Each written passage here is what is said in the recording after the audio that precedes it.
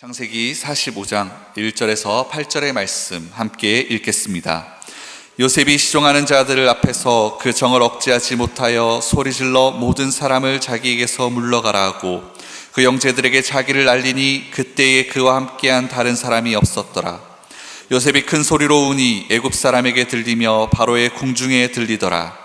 요셉이 그 형들에게 이르되 나는 요셉이라. 내 아버지께서 아직 살아계시니이까. 형들이 그 앞에서 놀라서 대답하지 못하더라. 요셉이 형들에게 이르되 내게로 가까이 오소서. 그들이 가까이 가니 이르되 나는 당신들의 아우 요셉이니 당신들이 애굽의 판자라. 당신들이 나를 이곳에 팔았다고 해서 근심하지 마소서. 한탄하지 마소서. 하나님의 생명을 구하시려고 나를 당신들보다 먼저 보내셨나이다. 이 땅에 2년 동안 흉년이 들었으나 아직 5년은 밭가리도 못하고 추수도 못할지라. 하나님이 큰 구원으로 당신들의 생명을 보존하고 당신들의 후손을 세상에 두시려고 나를 당신들보다 먼저 보내셨나니 그런즉 나를 이로 보낸 이는 당신들이 아니요 하나님이시라. 하나님이 나를 바로에게 아버지 삼으시고 그 온 집의 주로 삼으시며 애굽 온 땅의 통치자로 삼으셨나이다. 아멘. 우리 옆사람과 이렇게 같이 한번 인사하겠습니다. 하나님의 당신의 삶을 신실하게 인도하고 계십니다.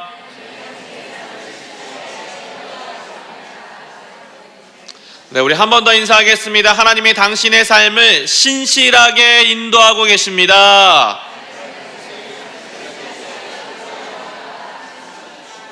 네, 하나님께서 저와 여러분의 삶을 신실하게 인도하고 계실 줄을 믿습니다. 이 시간 저는 창세기 45장 1절에서 8절 말씀을 가지고 하나님은 늘 옳습니다. 하나님은 늘 옳습니다 라는 제목으로 하나님 말씀 증거하도록 하겠습니다. 요즘은 그 웹툰 기반으로 한 드라마들이 많아가지고요. 어느 작품이 어느 작가가 어느 작품을 썼다 이런 것들이 큰 의미가 좀 없지만 그래도 드라마다라고 하면 그 드라마를 쓰는 떠오르는 이 작가 3명이 있습니다. 응답하라 시리즈와 슬기로운 의사생활의 이유정 작가, 그리고 우리들의 블루스와 괜찮아 사랑이야의 노희정 작가, 그리고 시그널과 킹덤 시리즈의 김은희, 그리고 도깨비, 태양의 후예, 미스터 션샤인 등의 김은숙이라는 작가가 있는데요. 요즘은 이분들을 보면 자기만의 색깔이 굉장히 명확한 작가들입니다. 누구는 이 짠내나는 인간사를 정말 기가 막히게 써서 드라마를 보면 그냥 나도 모르게 꺼이꺼이 울게 만드는 작가가 있고요. 누구는 그냥 이게 보는 내내 이게 손에 땀을 쥐는 이 스릴러의 대명사가 있습니다. 그리고 어느 시대, 어느 배경이건 남자랑 여자랑 있다 싶으면 무조건 로맨스를 만드는 이 로맨틱 코미디의 장인도 있죠. 그래서 이 작가들이요, 이 직업병처럼 이 어느 공간을 가면 이게 직업적으로 자기 장르를 그 안에서 상상하게 된대요. 예를 들어서 이 김은희 작가와 이 김은숙 작가는 이 둘이 친구인데 이 정말 예쁜 카페를 가도 거기서 수다를 떨다가도 갑자기 어느 순간 동상이목, 각자의 생각으로 말없이 메모하는 자기들을 본답니다. 이 드라마 킹덤처럼 이 서스펜스 스릴러를 주로 쓰는 이 김은희 작가 같은 경우는요, 이 워낙 스릴러를 많이 쓰다 보니까 그 예쁜 공간에서 같이 차를 마시면서도 자기도 모르게 이런 생각을 한대요. 이 예쁜 공간에서 사람이 죽으면 진짜 무서운데 여기서 어떻게 사람을 죽이지? 어떤 도구로 사람을 죽이지? 자기도 모르게 이런 살벌한 생각을 하고요. 이 로맨스의 장인인 이 김은숙 작가는 무조건 연애를 생각한답니다. 이렇게 이쁜 공간에선 무조건 사랑이지. 남자와 여자가 있으면 무조건 사랑이야. 얘네들 어떻게 내가 가슴 설레게 만들까?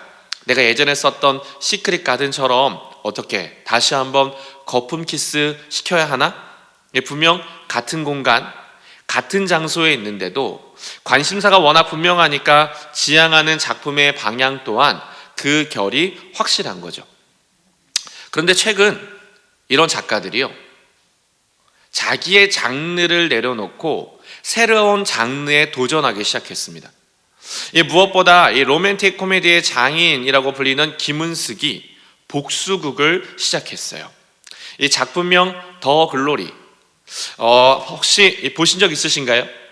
이게 워낙 유명한 작품이어서 아마 이 이야기는 많이 들어보셨을 것 같아요. 이 학교 폭력에 유린당한 이 한 여자가 자기 인생을 걸고 자기에게 폭력을 가했던 가해자들에게 복수한다는 내용입니다. 그 제작 발표회 하는 거를 제가 우연히 좀 봤더니 이 작가가 이 작품을 썼던 이 동기가 있더라고요. 어느 날 고등학생 된 딸이 자기한테 갑자기 어느 날 생뚱맞게 질문을 하더래요. 엄마는 내가 누군가를 죽도록 때리고 오면 가슴이 아플 것 같아? 아니면 죽도록 맞고 오면 가슴이 아플 것 같아? 자, 자녀가 있으신 분들 생각해 보시죠.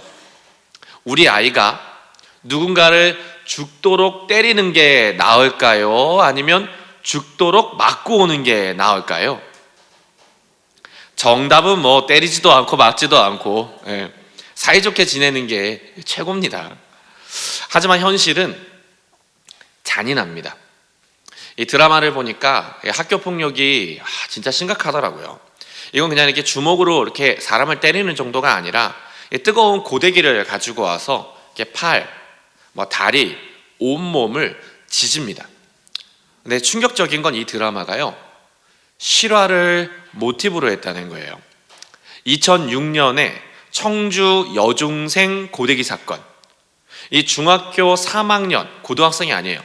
중학교 3학년 남자도 아니라 여자아이 3명이 같은 학년 친구 1명을 무려 상습적으로 폭행하고 이 고데기로 팔을 지지는 이 상상 초월한 폭력 사건이 일어났습니다. 물론 처벌은 받았습니다. 그러나 문제는 가해자들이 진심으로 반성하고 있는가? 자신들이 했던 일을 진심으로 반성하며 사는가? 그래서 이 드라마는 스스로에게 당위성을 부여합니다. 그리고 드라마를 보는 사람들에게 묻죠. 당신이 피해자라면, 당신의 자녀가 이런 일을 당했다면 우리 또한 복수하고 싶지 않겠냐? 여러분은 어떠세요? 여러분에게 피해를 주고 상처 입혔던 인간, 우리 아이, 우리 가정을 너무 힘들게 했던 사람을 어느 날 갑자기 어느 길에서 떡하니 마주쳤다. 그러면 여러분은 어떻게 하시겠습니까? 그 어느 기사에 보니까 실제 이런 일이 있었더라고요. 그 어느 회사의 인사 팀장이 경력직 직원을 뽑으려고 면접관으로 이렇게 앉아 있었대요. 그러니까 서류를 근데 검토하고 있는데 서류에 지원자 중에 한 사람이 내가 아는 사람인 것 같더래요. 살펴보니까 저기 앉아서 면접 보려는 친구가 중학교 때 나를 그렇게 괴롭혔던 녀석이 입사 지원자로 내 앞에 딱 하고 앉아 있더래요. 자, 이 인사팀장이 어떻게 했을까요? 그래도 공과사는 구별해야 되니까 잘해보자 친구야. 중학교 때 내가 너한테 무지막지하게 두들겨 맞았지만 이젠 다 컸으니 난 다 잊었다. 우리 쿨하게 한번 해보자 라고 했을까요? 아니요. 1초 만에 탈락시켰답니다. 그랬더니 기사의 댓글에 엄청나게 많은 댓글이 달렸어요. 어떤 댓글이 달렸을까요? 잘했다. 당연한 거다. 옹졸한 거 아니다. 나라도 그랬을 거다. 속이 다 시원하다. 이런 댓글이 이만큼이 달렸더라고요. 물론 예수님을 믿는 사람으로서 우리가 조금 다르게 생각할 수도 있습니다. 그러나 솔직한 심정, 힘이 없을 때 내가 당했어도 할 수만 있다면 응징해주고 싶은 게 우리들의 정말 솔직한 심정 아닐까요? 그래서 오늘 본문을 읽으면 좀 의문이 생깁니다. 이집트의 총리, 이 정말 최고의 권력을 손에 쥔 요셉은 왜 복수하지 않았을까? 자신을 절망으로 밀어넣었던 사람들에게 그는 왜 복수하지 않았을까? 창세기 42장 21절에서 22절 보시면 이 요셉의 복잡한 과거사가 형들의 독백으로 나와 있는데요. 자, 우리 오늘 본문 같이 한번 읽을까요? 그들이 서로 말하되 우리가 아우의 일로 말미암아 범죄하였도다. 그가 우리에게 애걸할 때에 그 마음의 괴로움을 보고도 듣지 아니하였으므로 이 괴로움이 우리에게 임하도다. 르우벤이 그들에게 대답하여 이르되 내가 너희에게 그 아이에 대하여 죄를 짓지 말라고 하지 아니하였더냐? 그래도 너희가 듣지 아니하였느니라. 그러므로 그의 핏값을 치르게 되었도다 하니. 우리가 너무나 잘 아는 것처럼 이 요셉은요, 어린 시절 아버지의 이 사랑을 듬뿍 받았던 이 막내 아들이었습니다. 그러던 어느 날 아버지의 심부름으로 형들을 찾아갔다가 그대로 붙잡혀서 이 구덩이에 던져져요. 평소 자기를 형들이 너무 미워했기 때문에 짓궂은 장난 이해합니다. 잘못했다고 그냥 이렇게 싹싹 빌면 봐줄 거라 믿었어요. 하지만 17 요셉은 세상의 쓴맛을 경험해요. 형들이 자기 동생을 지나가던 상단에 팔아넘겼거든요. 그렇게 이집트의 노예가 된 17의 청소년은 선택해야 했습니다.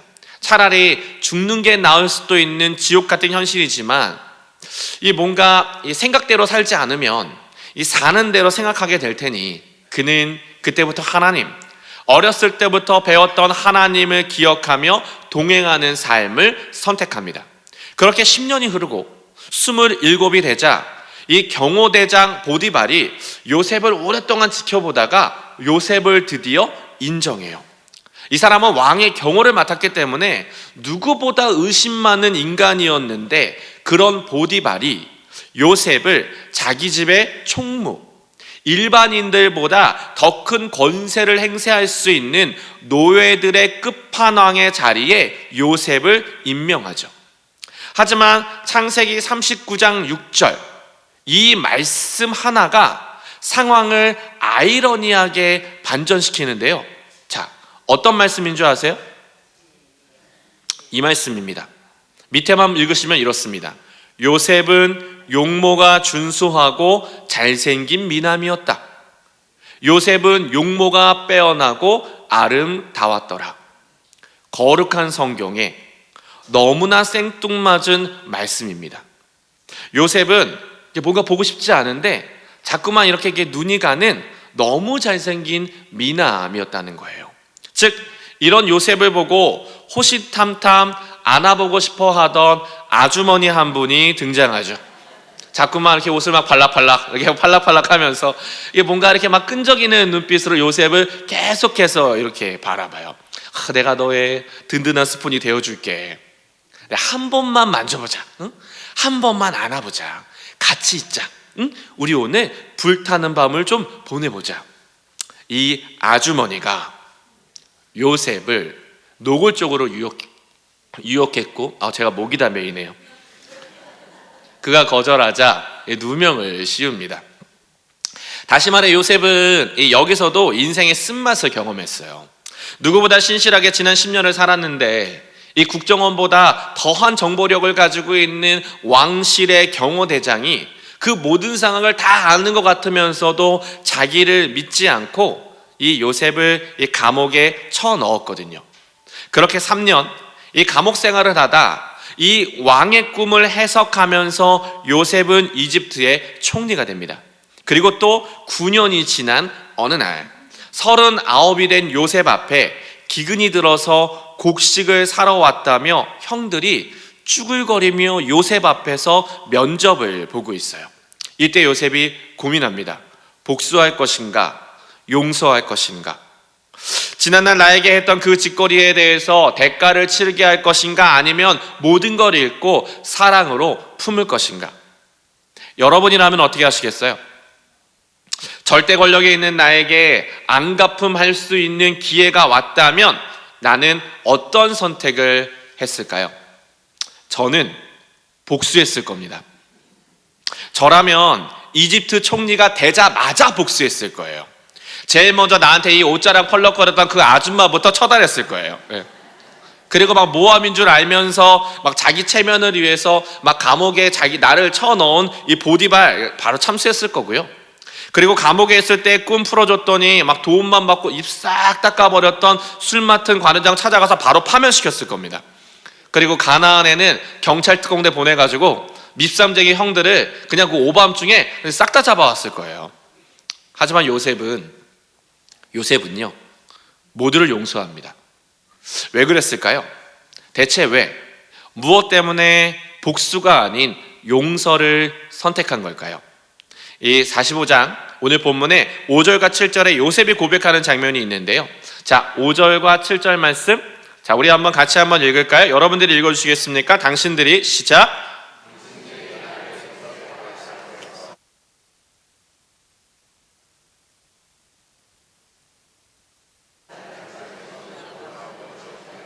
(7절) 하나님이 큰 구원으로 당신들의 생명을 보존하고 당신들의 후손을 세상에 두시려고 나를 당신들보다 먼저 보내셨나이다. 형들을 만난 요셉이 통곡합니다. 처음엔 참아보려 했는데 이 복받치는 감정을 견딜 수가 없어 주변을 다 물린 뒤에 꺼이꺼이 울기 시작해요. 옛날 성경인 개역 한글은요, 이 대목을 방성대곡하였다라고 표기해요. 이 날에 목 놓아 울었다, 큰 소리로 곡을 했다. 이유는 한 가지, 오랫동안 고민했던 인생의 물음, 거기에 대한 깨달음이 생겼기 때문이죠. 내 삶에 일어난 모든 일, 지난 시간에 대한 모든 의미, 즉 요셉은 결론적으로는 잘 사는 듯 보였지만 사실은 해결되지 않은 질문을 가지고 있었어요. 나는 왜 가족들과 이렇게 떨어져서 살아야 하는 거지? 나는 왜 이 이방 땅에서 이렇게 살아야만 하는 거지? 결과적으로야 이집트 총리가 되었지만 억울하게 살아왔던 지난날의 모든 시간에 대해서는 도통 모르겠거든요. 생각해 보세요, 여러분. 요셉은 단 한 번도 자기 인생을 계획했던 적이 없습니다. 본인 또한 어떤 특별한 잘못을 했던 적이 없습니다. 노예로 팔린 것도, 감옥에 갇힌 것도, 총리가 된 것도 요셉이 선택해서 된 게 아니에요. 그는 그저 주어진 하루에 최선을 다해서 살았을 뿐입니다. 그런데 오늘 이 형들과 마주하는 시간, 요셉이 발견하는 거예요. 복수가 당연하고 되갚아 주는 게 당연한 세상에서 자신의 굴곡진 인생을 끌어오신 하나님의 손길, 지난 시간에 대한 그 모든 의미가 갑자기 파파팍 깨달아지기 시작한 거죠. 이 장면을 이 유진 피터슨이 메시지 성경에서 이렇게 번역하는데요. 읽어드릴 테니까 여러분 들어보세요. 저를 팔아넘겼다고 괴로워하지 말고 자책하지 마십시오.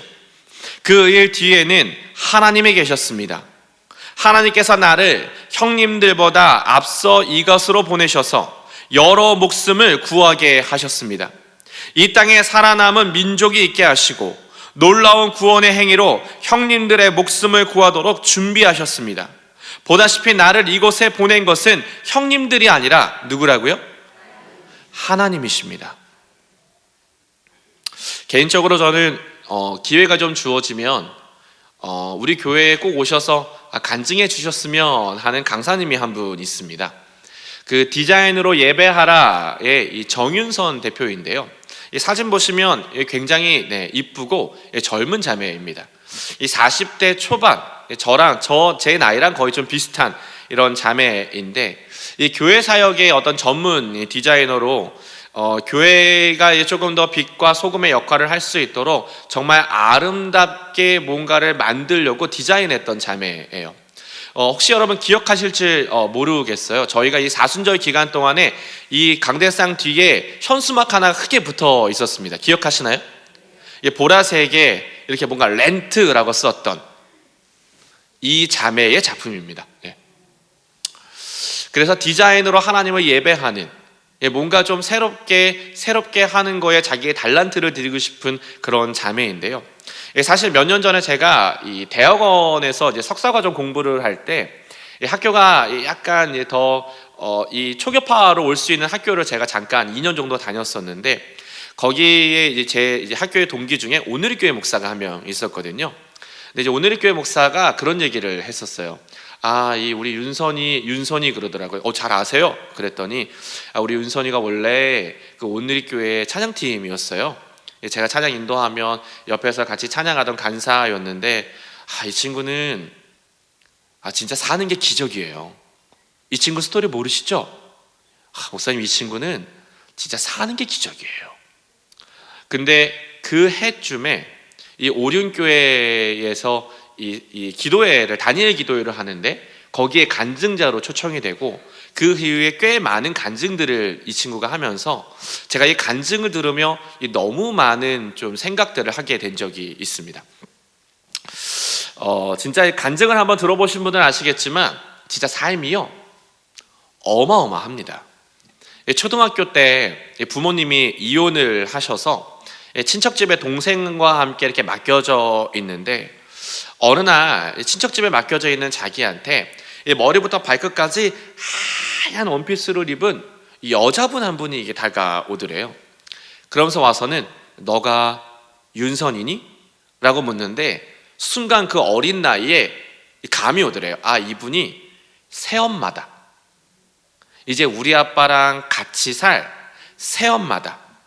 내가 이 새엄마한테 잘 보여야겠다 싶어서 자기도 모르게 아양을 떨었답니다.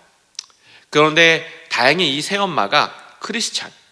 그래서 이 새엄마에게 아브라함, 이삭, 야곱, 성경의 이야기를 배우고 교회를 다니기 시작했대요. 근데 이게 몇 년이 흘렀는데 이 새엄마가 사람이 조금씩 변하기 시작하더래요. 처음엔 짜증을 내고 나중에 소리를 지르더니 초등학교 3학년, 4학년 때부터였나? 그때는 매일 아이들을 때리기 시작하더래요. 어느 날은 말 안 듣는다고 초등학교 한 4학년 여자아이를 욕조에 물 받아가지고 머리채를 잡아서 그 욕조에 넣었다 뺐다. 너 왜 내 말 안 듣니? 넣었다 뺐다. 한 번 때리기 시작하면 10대, 20대, 50대, 100대 맞고 끝나는 게 아니라 몽둥이 하나가 부러질 때까지 맞는 게 매일의 일상이었대요. 그렇게 365일 중에 365일을 맞았답니다. 그리고 마침내 하나님을 어느 날 완전히 떠나버린 이 새엄마가 그래도 먹고 살아야 한다며 안양에 술집을 차려요. 호프집을 하나 열었는데 그때 당시 윤선 자매가 20살이 갓 넘어서 이제 신학교를 입학해서 신학교를 다니기 시작했더래요. 근데 얘기하더래요. 너가 아무리 신학생이고 너가 아무리 대학생이지만 네가 우리 가정을 위해 너도 좀 도와야 되지 않겠냐? 내가 아무리 술집을 차렸지만 너도 와서 일해. 그래서 신학생이 학교가 끝나면 오후에 한 5시쯤에 이 안양에 있는 시장에 가서 장을 보고 6시에 와서 함께 장사를 준비했대요. 그래서 자기의 별명은 그 호프집에서 작은 사장님. 자기가 골뱅이 만드는데 일가견이 있어가지고 자기가 골뱅이 무침을 늘 그렇게 잘 무치면 이 손님들이 너무 좋아오는. 이게 조금 더 옛날이니까 몇 년 전이잖아요. 오래되니까 이게 술집에 있으니까 이렇게 막 술도 좀 받아 먹어야 하고 이 손님들이 막 짓궂은 추파도 막 보내면 다 참아냈어야 되는데 좀 평생 잊을 수 없는 상처가 한 번 생겼대요. 그러니까 이제 늘 오는 단골 손님이 한 명 있었는데 이 단골 손님이 계속 이 어린 윤선에게 계속 이렇게 추파를 보냈던 거죠. 근데 이분이 워낙 단골이고 엄마랑도 워낙 친하니까 이 새엄마가 어느 날 어쨌든 이 윤선 자매를 이 단골 손님이 꽤 마음에 들어한다는 걸 알고는 한 새벽 한 2시쯤 이 단골 손님과 이 윤선이 그 공간에 둘만 있는 걸 확인한 후에 문을 닫고 밖에서 문을 잠그고 가버립니다. 이 어린 자매가 거기서 어떤 일을 당했을까요? 결국 학교를 끝까지 다니지 못했고요. 우여곡절 끝에 우연한 기회에 정말 오늘의 교회 행정 간사로 사역을 하다가 방송실에서 일하던 남편을 만나서 결혼을 했습니다. 다행히 너무 좋은 남편을 만나 평화롭게 이 가정생활을 하고 있는데 임신 6개월쯤 되었는데 남편이 머리가 아프대요. 근데 갑자기 그러고서 넘어지는데 뇌종양. 그렇게 갓난쟁이 아이를 두고 남편이 쓰러지는데, 여러분, 여기까지가 이 자매의 인생의 1절이에요. 그 뒤의 스토리도 정말 만만치가 않습니다. 그런데 이분이요, 이런 말을 하더라고요. 간증에서 이런 얘기를 하는데 제가 읽어드릴 테니까 들어보세요. 하나님은 그럼에도 불구하고 늘 옳습니다. 분명 나는 학대를 당했고 말도 안 되는 그런 삶을 살아온 게 맞습니다. 그러나 나는 내가 당한 이런 일들을 통해 나에게 더한 고통을 당한 사람을 일으키고 회복시키는 사역으로 부름받은 것 같아요. 솔직히 디자인 제대로 배운 적이 없습니다. 먹고 사는 게 급하고 갓난쟁이 아이와 뇌종양으로 쓰러진 남편 옆에서 뭐라도 해야 했기에 새벽마다 일어나 컴퓨터를 켜고 영상으로 디자인을 독학하며 어설프게 흉내냈던 것 뿐이에요. 그런데 돌아오니 그 모든 시간에 하나님이 계셨습니다. 즉, 나는 무엇을 선택하며 살아왔을까? 학대받을 때 나는 왜 도망치지 못했을까? 그렇게 싫은 새 엄마의 구타에도, 지긋지긋한 그녀의 폭언에도 나는 왜 그녀를 떠나지 못한 채 오히려 그녀를 품었을까? 바보 같은 이야기지만 남들은 절대로 공감하지 못했겠지만 나는 선택했기 때문이다. 무엇을? 하나님을. 나는 하나님의 오르심을, 그분이 늘 오르심을 믿음으로 선택했기 때문이다. 그러면서 이 찬양의 가사 하나를 불러주는데요, 가사가 이렇습니다. 제가 간증을 좀 보니까 이 가사를 같이 읽던데 혹시 자막이 띄워질까요? 제가 그냥 네, 밑에 나오네요. 네, 밑에 저 자막인데요, 저것만 그냥 같이 한번 우리가 읽을게요. 같이 읽습니다. 시작.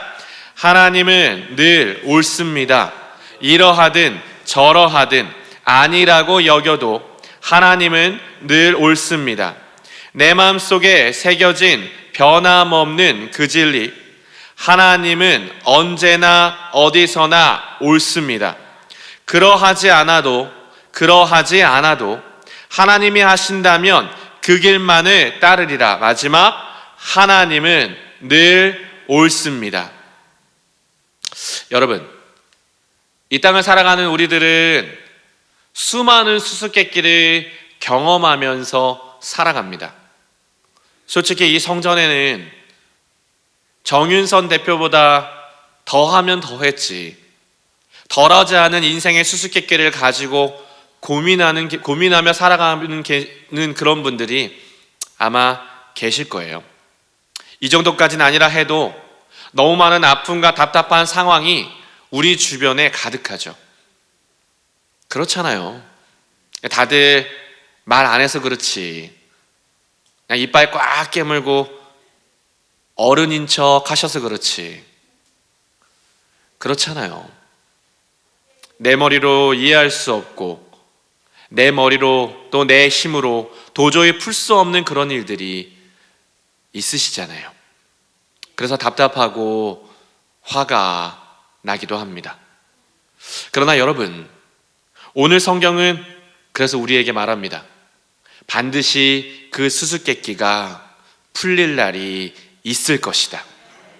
방성되고 모든 사람이 들을 만큼 너의 삶에 통곡하는 날이 올 것인데, 그 울음은 슬픔이 아닌 기쁨, 감사의 찬양이 될 것이다. 결국 요셉이 복수가 아니라 용서를 선택할 수 있었던 이유는 자기 삶에 개입하신 하나님의 섭리를 보았기 때문입니다. 그러므로 여러분, 혹시 은혜로 충만했던 이 고난 주간과 기쁨으로 가득했던 부활주의를 보냈는데도 여전히 답답하고 공고하십니까?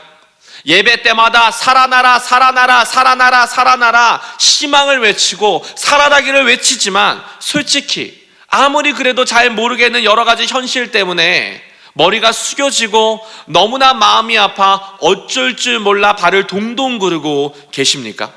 그렇다면 요셉의 인생을 이끄신 하나님을 이 시간에 보십시오. 이스라엘 백성을 이끌어 가셨던 하나님을 보십시오. 무엇보다 지난 시간 여러분의 인생을 신실하게 이끌어 오셨던 하나님을 보십시오.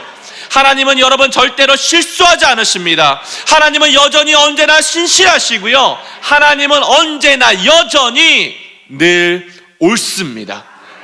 그러므로 여러분, 우리의 매 순간이 하나님의 손에 있음을 기억하며 하나님의 오르심을 찬양하십시오. 그럴 때 저와 여러분의 삶에 생명을 얻되 풍성한 삶을 내가 너에게 안겨줄 거라 약속하신 그 하나님의 약속과 그 하나님의 은혜가 저와 여러분의 삶에, 우리의 가정에 놀랍도록 펼쳐지기를 주님의 이름으로 축원드립니다.